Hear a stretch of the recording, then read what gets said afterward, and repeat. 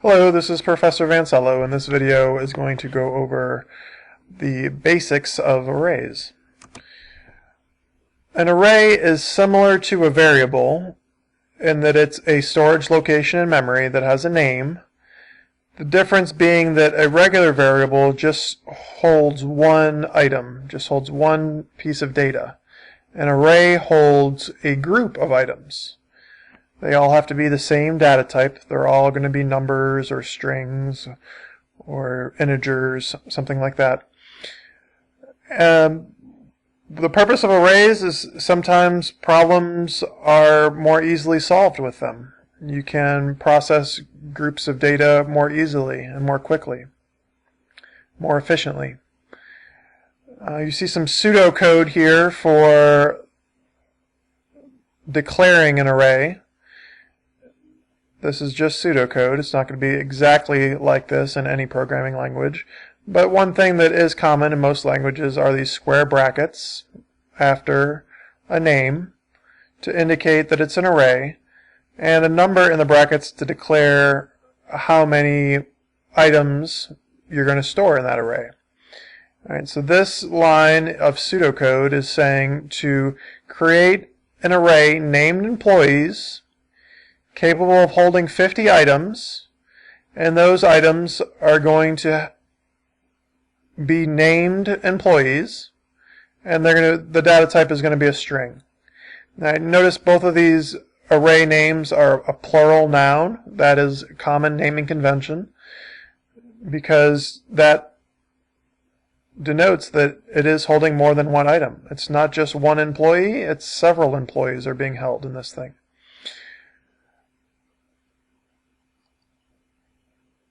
And this is something that I strongly recommend that you do anytime you're working with an array, either when you're first conceptualizing a problem or you're hand tracing a program. Draw yourself some boxes like this to help you visualize what the array looks like in memory. What I would do also is put the name of the array. In this case, the name is numbers. I'd put that right here next to the array, next to the boxes.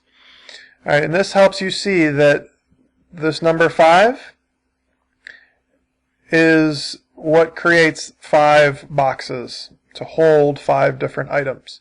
The technical word that is used with arrays are elements. All right, we have 5 elements.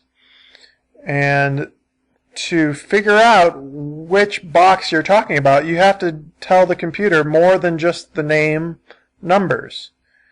Right, numbers is going to get you to this set of boxes. Then you have to use the element or index or subscript number.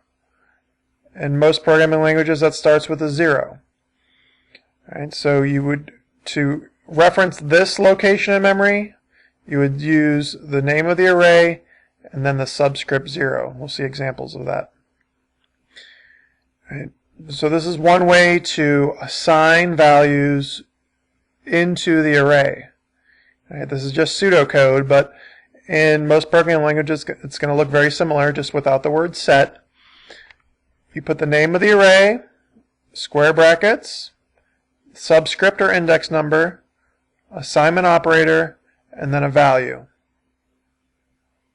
All right, so this would put this 20 into this spot.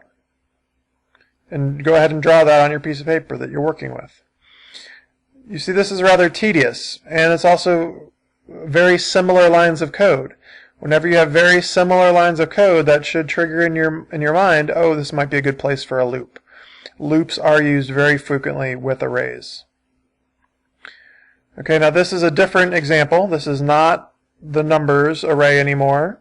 This is a new array named hours that has 3 elements, and each element has its own integer value.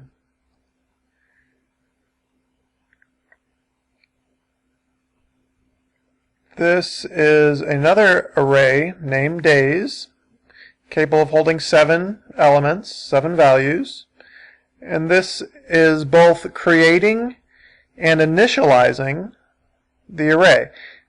initializing means putting values into it right away.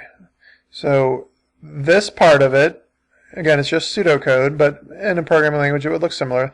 This part would create the location in memory, associate a name with it, and tell it how many boxes to make. And then this part would actually put the values into those boxes.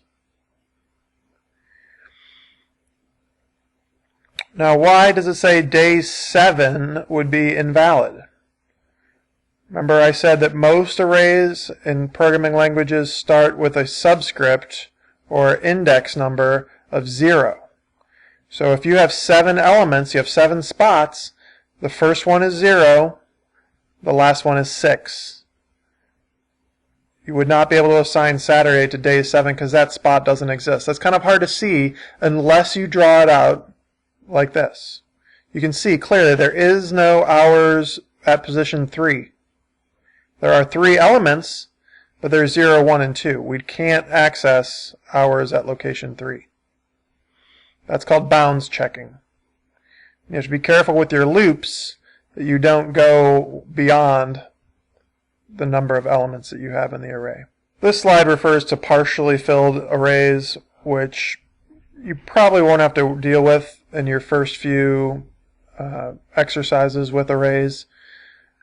It's just something to think about, so I'm not going to dwell on it at this time. A for each loop is a very easy and convenient loop to use with arrays. There are many ways to write loops to work with arrays, but if the language provides for it, and most languages do, a for each loop will automatically go through each element in the array. And each time it iterates, each time the loop goes through, a copy of one of the elements will go into a variable. Here's pseudocode of a for each loop. All you have to say is for each, this is usually a keyword in the language, a variable that you declare of the same data type as the array, and then usually the keyword in and the array name. So this is saying for each num in numbers, display num. All right, the numbers array has these 5 things in it. Each time this array loops, num is going to hold one of these things. You don't have to have a counter variable. You don't need a while loop. You don't need to know the length of the array. A for each loop handles all of that for you. So if the language you're using has that option, it's a very good one and very easy one to use. And that is all for array basics. There will be additional videos related to some advanced topics and specific uses.